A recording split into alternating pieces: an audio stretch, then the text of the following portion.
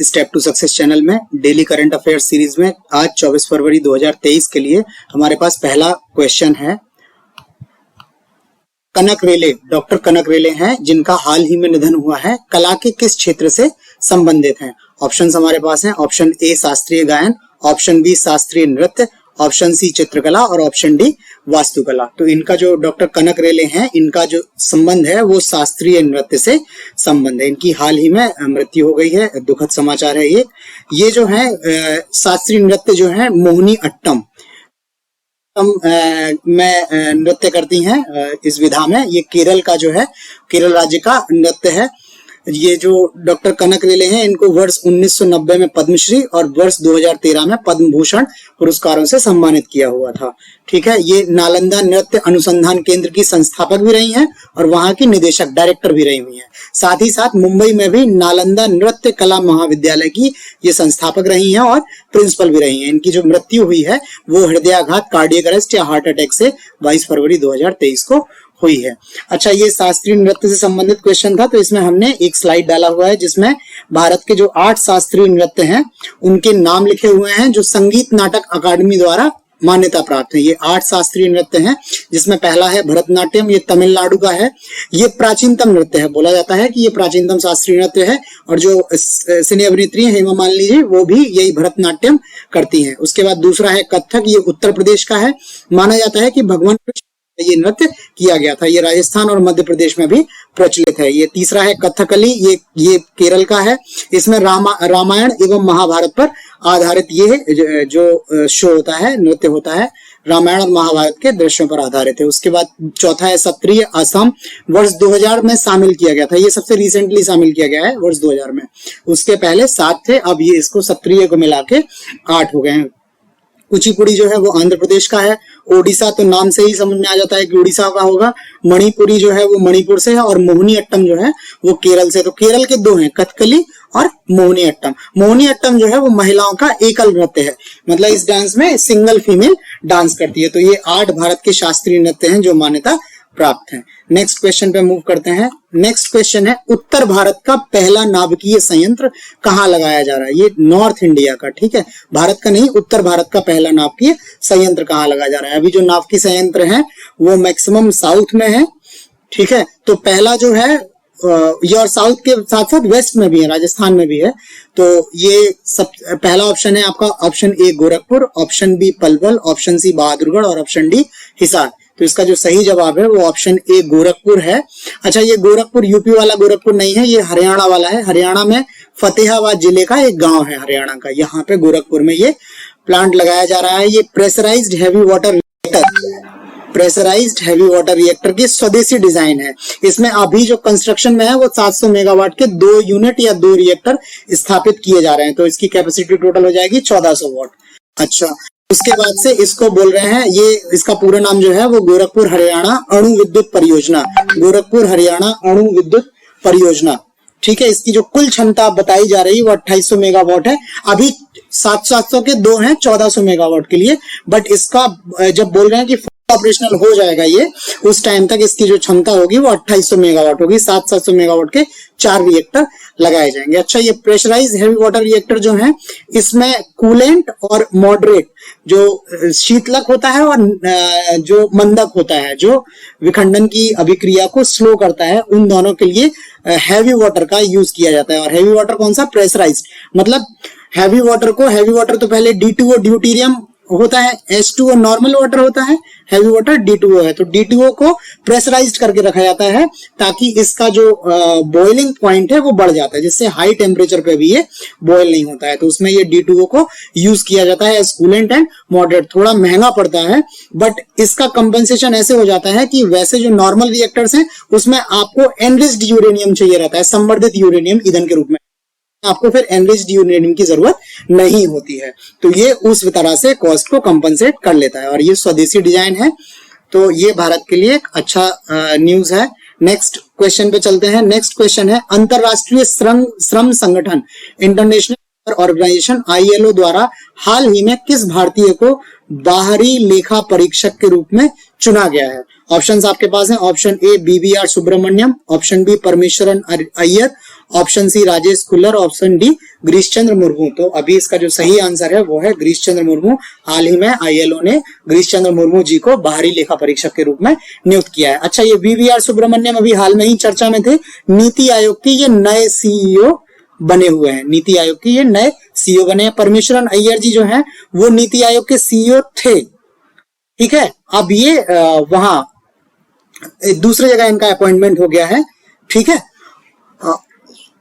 इनका जो अपॉइंटमेंट हो गया है वो वर्ल्ड बैंक में इनका अपॉइंटमेंट हो गया है, और इनका जो अपॉइंटमेंट हुआ है राजेश खुल्लर जी की जगह पे हुआ है। पहले ये वर्ल्ड बैंक में एग्जीक्यूटिव डायरेक्टर थे, ठीक है। अब ये परमेश्वरन अय्यर जी जो है वो वर्ल्ड बैंक में एग्जीक्यूटिव डायरेक्टर हो गए हैं। ये राजेश खुल्लर जी आईएएस हैं, ये अपने वापस कैडर में आ गए हैं, हरियाणा कैडर के हैं जहां तक मुझे याद है। तो ये हरियाणा कैडर में अपने वापस आ गए हैं, ये नीति आयोग के नए चेयरमैन बन गए हैं, ये वर्ल्ड बैंक चले गए हैं और इनको बाहरी लेखा परीक्षक के रूप में नियुक्त किया गया हुआ है, ठीक है। अच्छा, जो इनका टेन्योर रहने वाला है वो 2024 से 2027 तक 4 साल का रहने वाला है। अभी ये मुर्मू जी जो हैं वो भारत के 14वें महालेखा परीक्षक भी हैं, नियंत्रक एवं महालेखा परीक्षक भी हैं। इनका जो टेन्योर है वो 8 अगस्त 2020 से 20 नवंबर 2024 तक रहने वाला है। अच्छा, इसके साथ साथ ये अंतर सदस्यीय संघ के महालेखा परीक्षक भी हैं।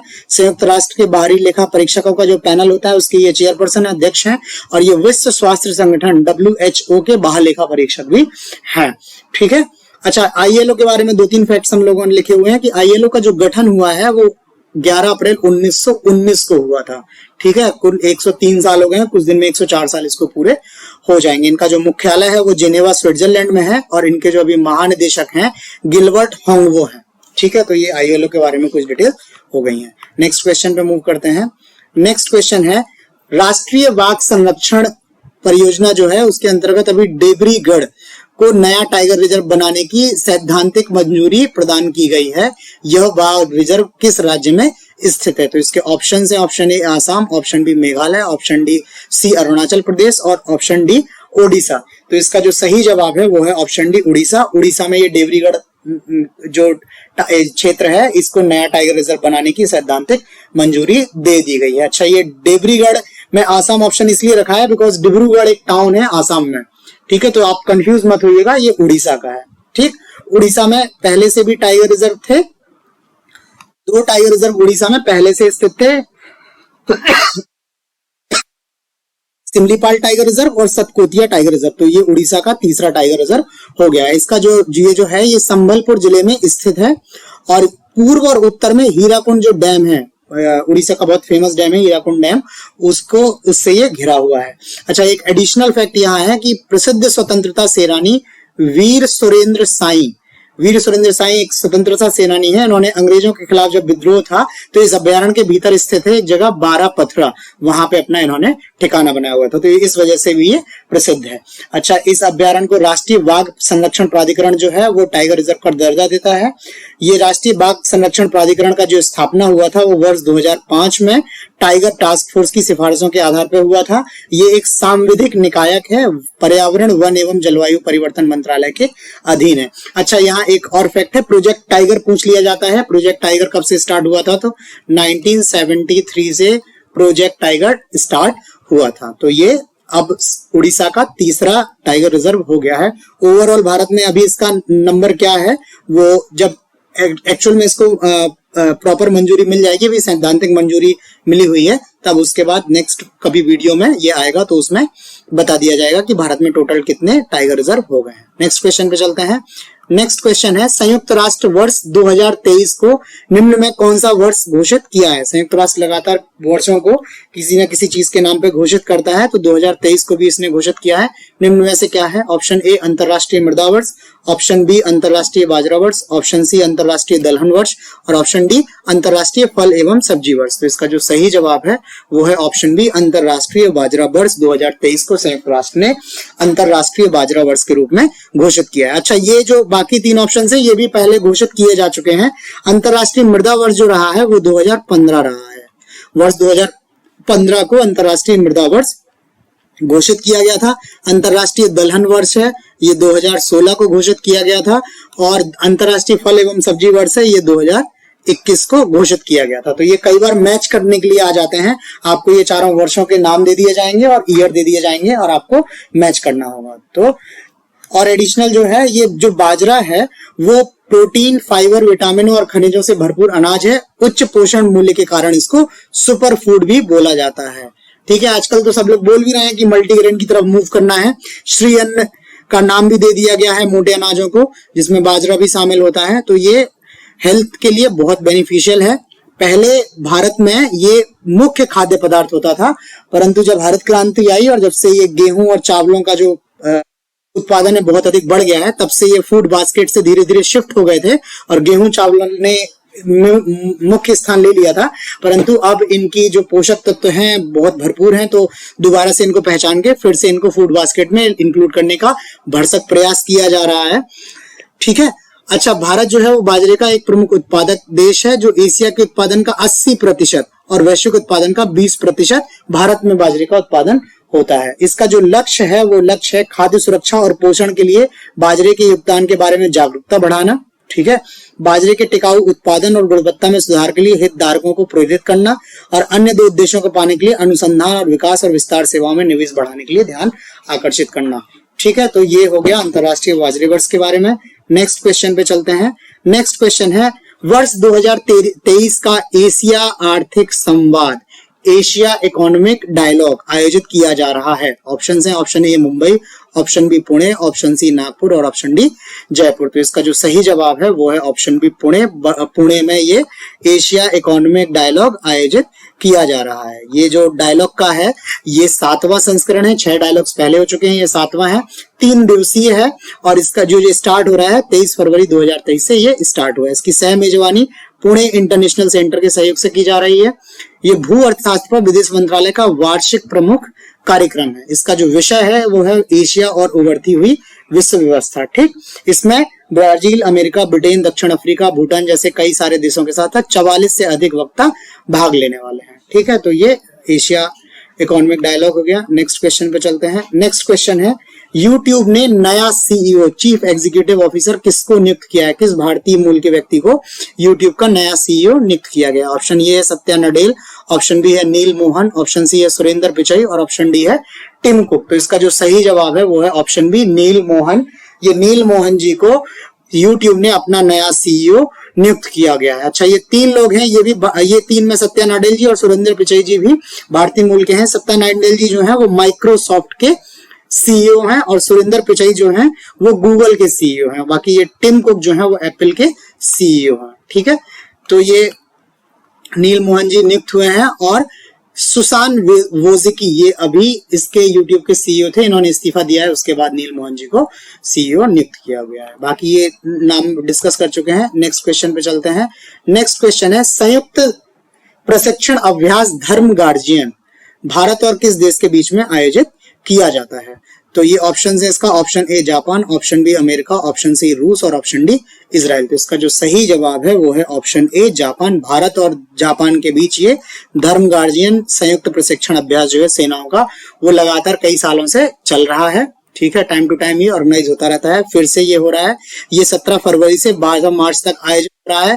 जापान के शिंगा प्रांत के कैंप इमाजू में आयोजित हो रहा है। अच्छा, यहाँ याद रखिएगा, कई बार ये पूछ लिया जाता है कि कौन सा अभ्यास जो है सैन्य अभ्यास वो कहाँ हो रहा है, तो आपको लोकेशन पता होना चाहिए कि जापान में हो रहा है। ये भी आप अगर जान सकते हो तो ठीक है, बट जापान तो आपको एटलीस्ट पता ही हो कि जापान में हो रहा है। ये इसका 4था संस्करण है। ये भी पूछ लिया जाता है कि ये धर्म गार्जियन का कौन सा संस्करण है। ठीक है, तो ये 4था संस्करण है। इसका जो उद्देश्य है वो जंगल और अर्धशहरी इलाकों में ऑपरेशन पर प्लाटून स्तरीय संयुक्त प्रशिक्षण जो इसका वो है। और इसमें जो हिस्सा ले रही है वो भारतीय सेना की गढ़वाल राइफल्स रेजिमेंट और जापान की ground self defence force JGSDF की इन्फेंट्री रेजिमेंट हिस्सा ले रही है। तो ये हो गया ऑपरेशन धर्म गार्जियन या अभ्यास धर्म गार्जियन। नेक्स्ट क्वेश्चन पे चलते हैं। नेक्स्ट क्वेश्चन है, हाल ही में महिला प्रीमियर लीग में रॉयल चैलेंजर बेंगलोर की टीम का मेंटर किसे नियुक्त किया गया है? ये महिला प्रीमियर लीग पे एक क्वेश्चन हम लोग पहले भी कर चुके हैं कि ये पहली बार बनाई गई है। 5 टीमें हैं। अब इसी में रॉयल चैलेंजर बेंगलोर ने इनमें से किसी एक ऑप्शन है आपके पास, option A P T Usha, option B Mithali Raj, option C Sania Mirza और ऑप्शन डी झूलन गोस्वामी जी। तो इसका जो सही जवाब है वो ऑप्शन सी है। इनको सानिया मिर्जा को रॉयल चैलेंजर्स बैंगलोर ने अपना मेंटर किया हुआ है। पीटी उषा जी से के नाम से तो सभी लोग चर्चित हैं, ठीक है। उसके बाद से ये मिताली राज क्रिकेटर हैं, झूलन गोस्वामी भी क्रिकेटर हैं, बॉलर हैं ये, ठीक। फर्दर कुछ डिटेल्स हमारे पास हैं। ये सानिया मिर्जा जो हैं ये टेनिस से संबंधित हैं और इन्होंने अपने 6 ग्रैंड स्लैम और 43 WTA खिताबों के शानदार करियर में 20 साल तक प्रदर्शन किया है। अभी 2-3 दिन पहले इन्होंने रिटायरमेंट की घोषणा कर दी, रिटायर हो गई हैं। लास्ट मैच इन्होंने खेला हुआ था। अच्छा, पीटी उषा जो है इनको कई नामों से जाना जाता है, जिसमें से एक है queen of track and field, ठीक है, queen of track and field. दूसरा पयोली एक्सप्रेस, ये पयोली की है तो इनको पयोली एक्सप्रेस बोलते हैं। जैसे हिमा दास है उनको ढींग एक्सप्रेस बोलते हैं, वैसे इनको पयोली एक्सप्रेस बोलते हैं। उड़न परी भी इनको बोलते हैं।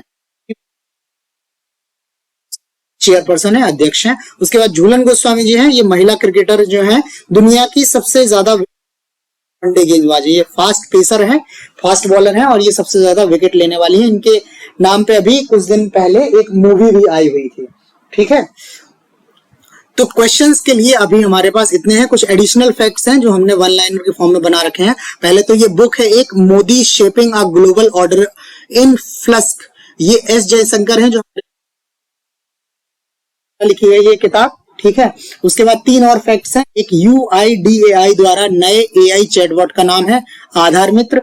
उसके बाद सिंकुला टनल है जिसकी मंजूरी हुई है, लद्दाख में बनाई जा रही है। और भारत अमेरिका का संयुक्त अभ्यास है तरकश, इसका 6वां संस्करण है जो ये चेन्नई में आयोजित किया जा रहा है। अच्छा, ये साल भर भारत जो है कई सारे देश की सेनाओं के साथ, वायुसेना, नौसेना, थल सेना के साथ ये ऑपरेशंस करती, संयुक्त सैन्य अभ्यास करती रहती है। तो एक बार आपको ये अभी चलने दीजिए, उसके बाद एक सिंगल वीडियो संभव हुआ तो वीडियो, अदरवाइज एक पीडीएफ में किस देश की किस सेना के साथ कौन सा युद्ध अभ्यास भारत करता है, वार्षिक है, द्विवार्षिक है, चतुर्वार्षिक है, इस तरह का डिटेल बना के एक पीडीएफ आपको प्रोवाइड कर दिया जाएगा। तो आपको याद करने में इजी रहेगा और जिस टाइम पे ये होगा उस टाइम तक जितने इसके चल रहे होंगे, कहाँ हो रहा है, कौन सा संस्करण, उस तरह से बना के आपको प्रोवाइड कर दिया जाएगा। ये एग्जाम पॉइंट ऑफ व्यू से बहुत इंपॉर्टेंट है। ये लगभग हर एक एग्जाम में क्वेश्चन एक आध पूछ ही लिया जाता है, ठीक है। तो अफेयर सीरीज में हमारे पास इतना ही है, ठीक है। नेक्स्ट डे हम लोग नए क्वेश्चंस के साथ आएंगे। तब तक आप ये जो वीडियो है इसमें जो हमने क्वेश्चंस डिस्कस किए हैं, कंटेंट डिस्कस किया है, वो आपको कैसा लगा वो आप हमें लाइक करके कमेंट करके बता सकते हैं। अगर आपने चैनल को सब्सक्राइब नहीं किया है तो आप चैनल को सब्सक्राइब कर लें, जिससे ये टाइम टू टाइम आपको अपडेट मिलती रहे। बाकी फ्री पीडीएफ के लिए आप टेलीग्राम चैनल ज्वाइन कर लीजिए, वहां से आपको फ्री पीडीएफ मिल जाएगी। तो आज इतना ही, बाकी नेक्स्ट वीडियो के साथ कल मिलते हैं। Thank you.